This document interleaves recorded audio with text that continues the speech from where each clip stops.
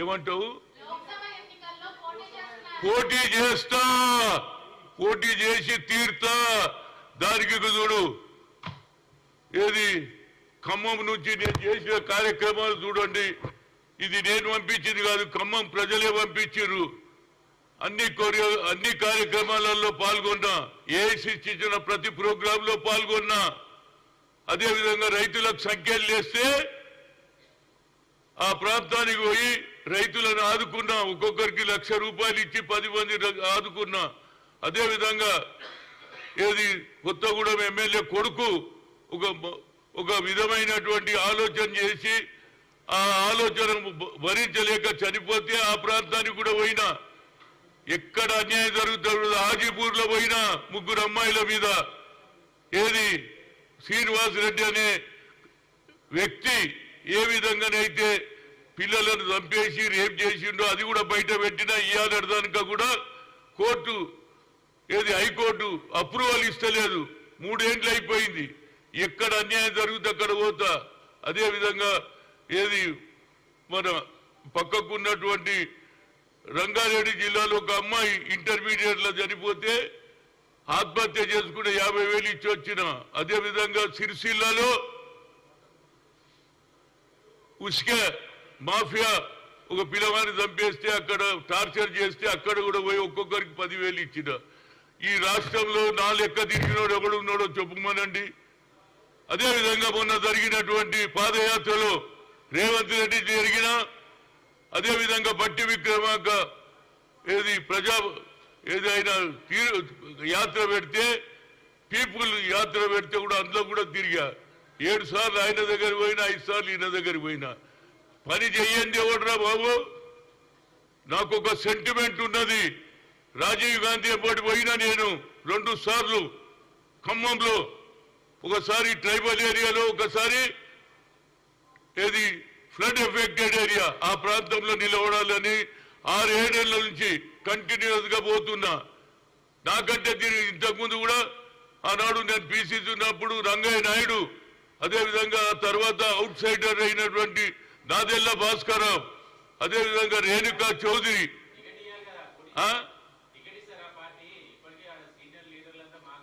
చూడండి, ప్రజలలో నాకు అభిమానం ఉంది. అదే కాకుండా అన్నిటికంటే ముఖ్యం 7 సీట్లు ఉంటే 4 ఎస్సీ ఎస్సీలకు ఇచ్చిండ్రు, 3 జనరల్ ఉంటే అది కూడా అప్పర్ క్లాస్ తీసుకున్నారు. ఇది న్యాయమైన కేసు నాది. బీసీల గురించి చెప్తారు, బీసీ బిల్లు పెడతాంటారు. రాహుల్ గాంధీ ఏది we come to the power, we conduct caste wise census, జిత్తినా ఇచ్చేదారి ఉత్తి భాగీదారి అంటే నాకంటే తిరిగేటోడు ఎవడు ఉన్నాడు రా బాబు. ఇక్కడనే కాదు, యావత్ భారతదేశంలో నాలక్క పనిచేసి చూపించమనండి. ఆ కుటుంబానికి లాయల్. నాకు ఒక సెంటిమెంట్ ఉన్నది. రాజీవ్ గాంధీ గారు ఏ విధంగానైతే ట్రైబల్ ఏరియాలు తిరిగాడో ఖమ్మంలో, ఆ ప్రాంతం నుంచి నిలవడానికి 7-8 నెలల నుంచి అక్కడనే కృషి చేస్తున్నా. నాకంటే తిరిగేటోడు ఎవడున్నాడు చెప్పండి. ఇవాళ కూడా నాకు న్యాయం చేయమని అడుగుతున్నా.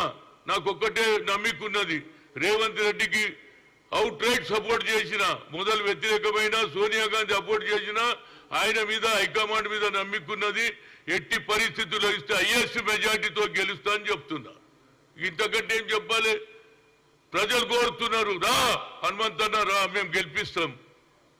బడుగు బలహీన వర్గాల వారికి సీట్ ఇయ్యరా, మేము బీసీగా ఓట్లేసే మిషన్లమా అని అడుగుతున్నా. నేను ఎన్ని రోజులు ఊరుకోవాలండి?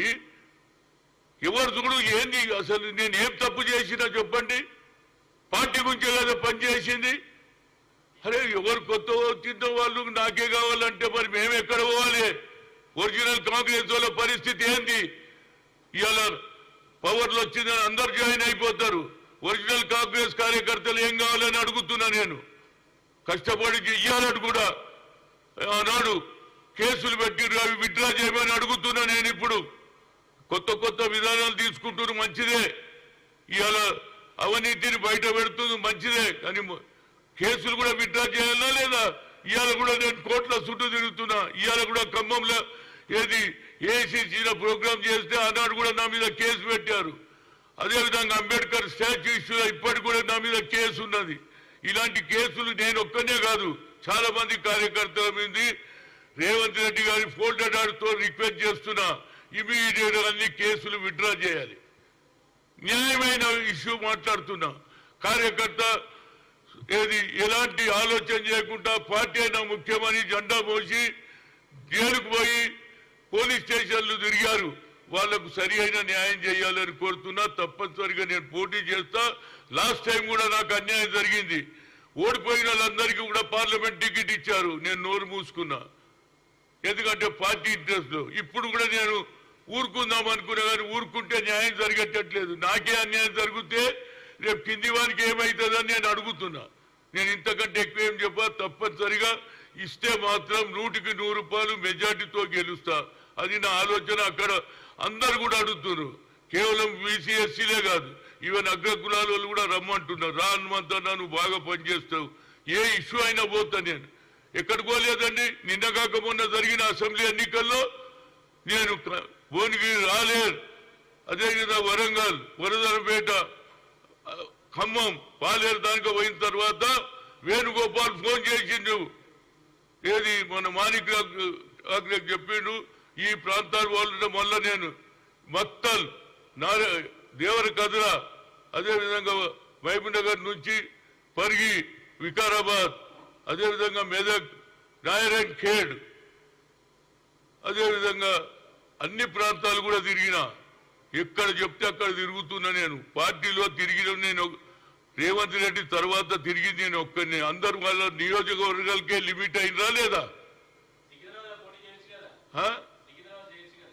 ఏమంటాడు? సికింద్రాబాద్ పోటీ ఏడా పనిచేసిన ఆడ చేస్తాను, కొత్త జగ చెప్తున్నా ఎందుకు? నాకు నీ ఆలోచన ఉండొచ్చు, కానీ నేను ఏడ గెలవగలుగుతా, అది చెప్పగలుగుతా. కానీ పేరుకు నిలబడి మళ్ళీ ఓడిపోయినా అనే పేరు నాకెందుకురా బాబు? పాయింట్ ఏంటంటే, నేను ఇక్కడ ఎప్పుడో ఆనాడే నాకు అవకాశం ఉండే అన్నాడు. నేను నిజామాబాద్ అడుగుతూ ఇయ్యలే. ప్రతి దగ్గర కూడా నాకు ఎంతో మంది నాయకులను తయారు చేసిండ్రా బాబు. చాలా కొత్త తరం వారికి తెలియదు. రాజశేఖర్ ఎవరు చెప్పు, ఎం సత్యనారాయణ ఎవరు చెప్పు, ఎన్ జనార్దన్ రెడ్డి ఎవరు చెప్పు. ఎంతమంది నాయకులను తయారు చేసిన, నేను అందరికీ సాయం చేసిన. ఇవాళ ఎవరైతే నాయకులు పెరిగిండ్రో అది నేను పెట్టిన చెట్టే. ఇక నాకు టైం వస్తే అన్ని చెప్తా.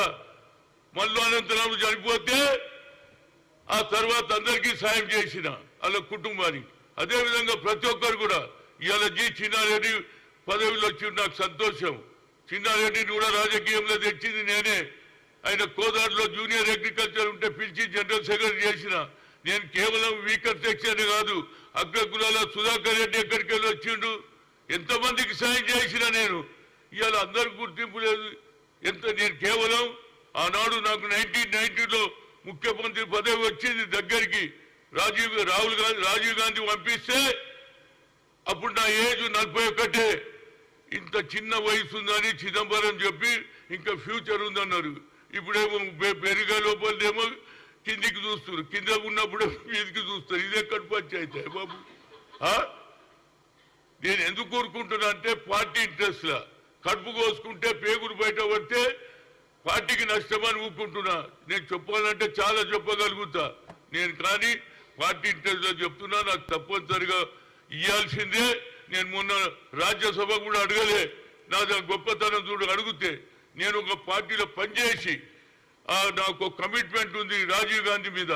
రాజీవ్ గాంధీ చేసిన సేవలు ఖమ్మంలో చేయాలనే ఉద్దేశంతో ఆ ప్రాంతంలో తప్పనిసరిగా నేను గెలిచే అవకాశాలు ఉన్నాయి. గెలిచి తీరుతా. తప్పనిసరిగా నాకు ఇవ్వమని హైకమాండ్ కోరుతున్నా. అదేవిధంగా నాకు రైట్ ఉన్నది రేవంత్ రెడ్డి మీద. రేవంత్ రెడ్డికి నేను అవుట్ రైట్ సపోర్ట్ చేస్తా, ఫ్యూచర్ లో కూడా చేస్తా. తప్పనిసరిగా ఆయన నాకు న్యాయం చేయమని కోరుతున్నా. Okay, thank you.